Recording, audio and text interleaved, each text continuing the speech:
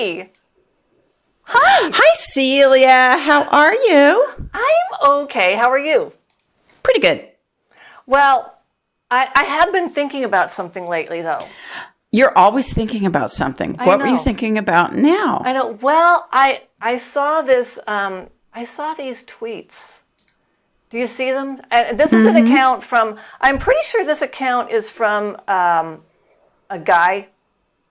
I'm pretty sure it's a guy, and it's an East Asian guy. By East Asian, I mean like not Indians or Arabs or Turks. I mean, like the East Asian countries. Yes.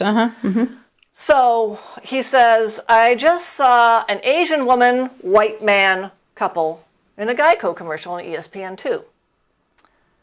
And then he says, I just saw an eHarmony commercial with an Asian girl kissing a white guy. Okay, eHarmony is a dating website. Hollywood and the media will never put an ad with an Asian man and a white woman, though. Now, Maybe what do you in think 2070, but 2022, no way. Huh. They will continue to emasculate Asian men in Hollywood and Western media forever. Wow. And then later on, okay, the Bachelorette just started this week, and they're tweeting. And he asks, how many Asian men will be on this season to win the love of these two women? I have choked my way through about 10 minutes of one of those Bachelorette shows, and this was probably 10 years ago. Yeah. But it was enough to get the feel for it, and I can totally see them not having any Asian men. This is all about, I don't know, Clark Kent. Okay, I want you to hold that thought, because I'm going to come back to that. I'm going to circle back to that. But hold that thought about how horrible The Bachelorette is and who they want on that show. Hold that thought. So I'm not really big on the whole representation thing. Everyone has to be represented. But I am willing to entertain this guy's complaint. I am willing to entertain this. Okay. I think I can see it. Yes. I can totally see it. Yes. I think there is some sinister. I think there's some sinister and some not so sinister reasons. So well, actually, now that I think about it, I don't think Hollywood I'm going to say Hollywood has, let's say, evolved the least regarding Asian men. I'm thinking back to Charlie Chan back in the 30s. Okay, they have evolved since then, yes. Yes, they have evolved since then, but I would say of all the different ethnicities and all that, I'm just going to say Asian men have made the least progress, I would say. I don't see them. No, I'm going to talk about that. Now, okay, a word about me. All right, I was born and raised in Southern California, educated in Southern California, went to UCLA, and I, worked in Silicon Valley for many years, and then I traveled actually in East Asia for quite a few years too. Worked and traveled, lived. Not just tourists, but lived and worked. So this is how the world looks to me. I also spent some years in the Middle East as well, Middle East and Far East, and that's just how the world looks to me. If I close my eyes and think of a crowded street, I see white and brown and yellow faces. That's just how it looks to me. Now, in reality, Asians are like a single-digit percentage of the American population, but in my mind's eye, I see more of them. And well, that's what travel gets for you. That's what it does for you. That's what it does for you. So to me, and I'm sure to a lot of other people, it can seem that Asians are really missing from American pop culture. I'm looking for them and I'm not seeing them. I'm not finding them. So here's the kind of person I'm talking about, East Asian. Now, I'm going to keep saying Asian, but this is the body, this is the type I mean. I want to know, why isn't he on The Bachelorette? Why isn't this guy on The Bachelorette? I don't know. He's a hunk. Yeah. Look at this guy. Look at him. Wow. Yeah. Oh my God. Oh my God. Why isn't this guy on The Bachelorette? Holy smokes. Yeah. Why isn't he? Well, okay, there is a real reason in real life, and that is that he's Korean and he doesn't speak English and he's married and has kids. But, this does indicate certain possibilities, I would say.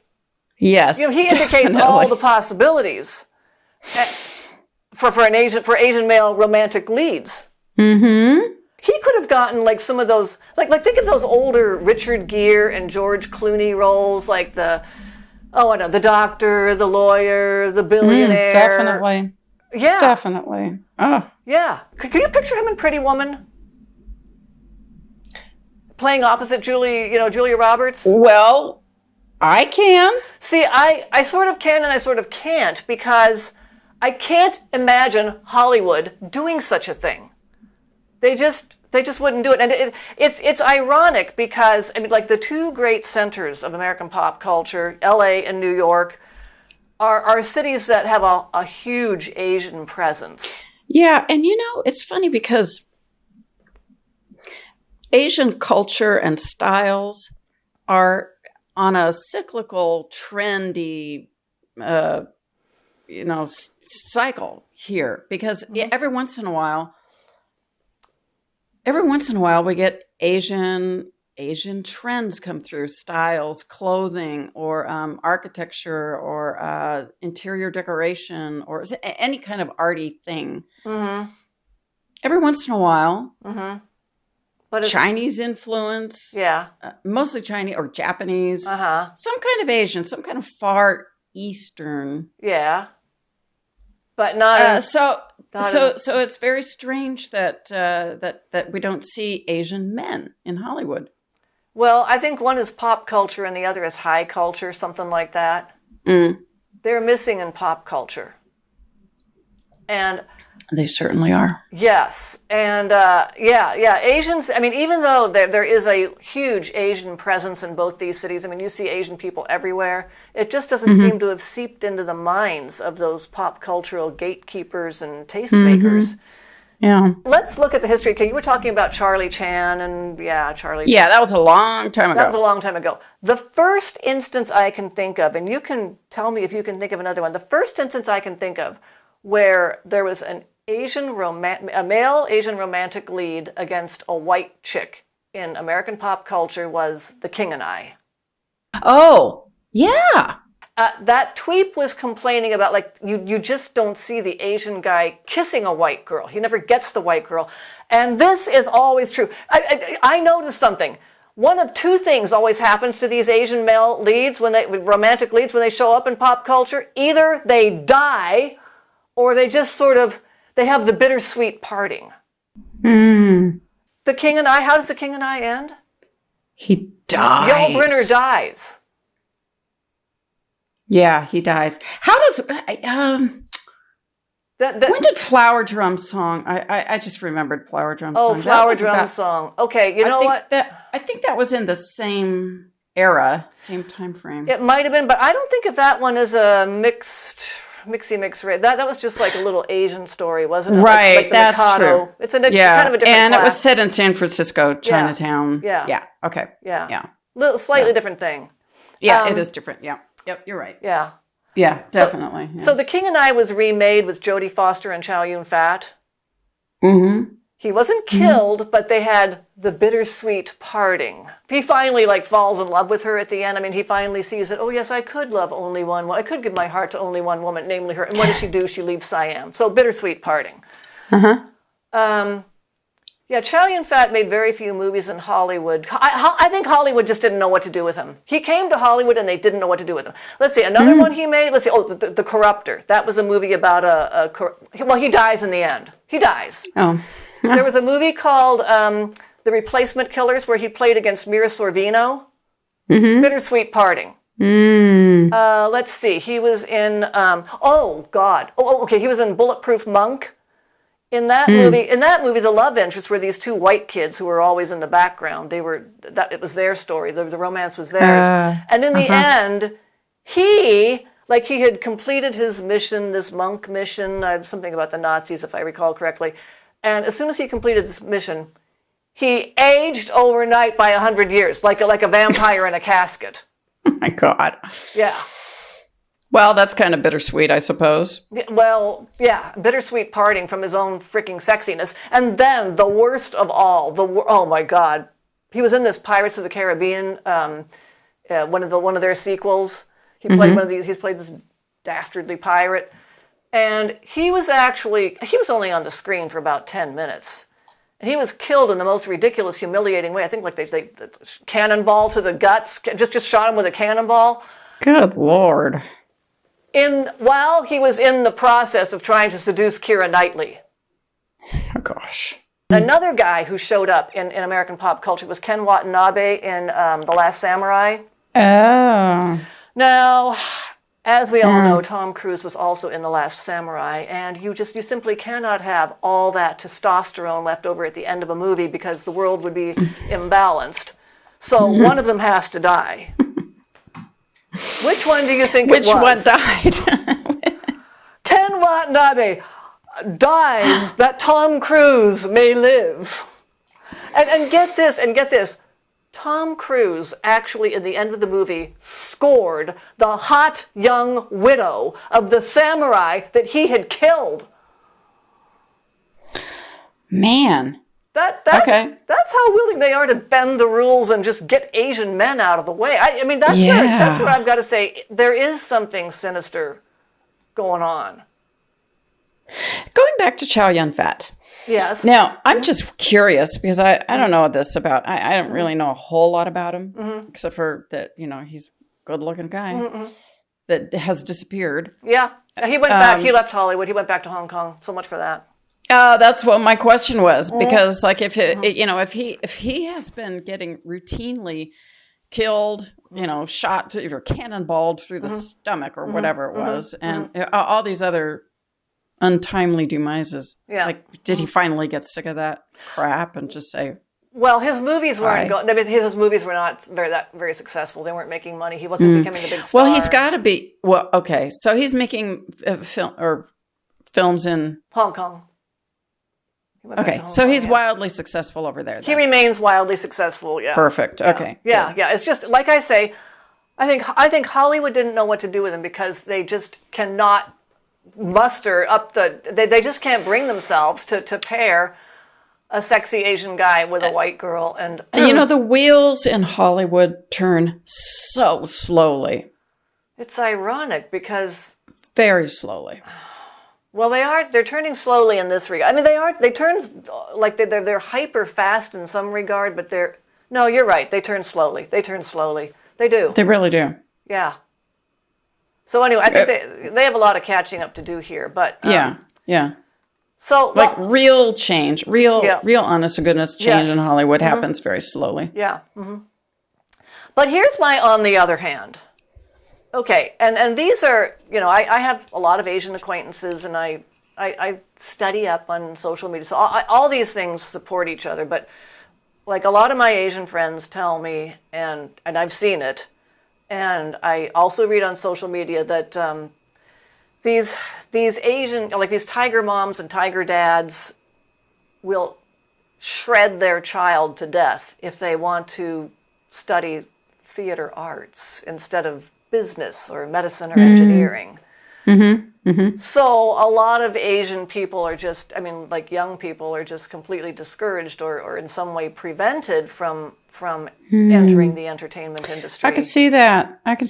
Yeah. Feeds into the stereotype of, the brilliant. Oh, yeah. When they say we're Asians, not Bajans, they are referring to Caltech and MIT, not some program where you're on a stage clowning around and acting. Yeah. Mm-hmm. So there's that.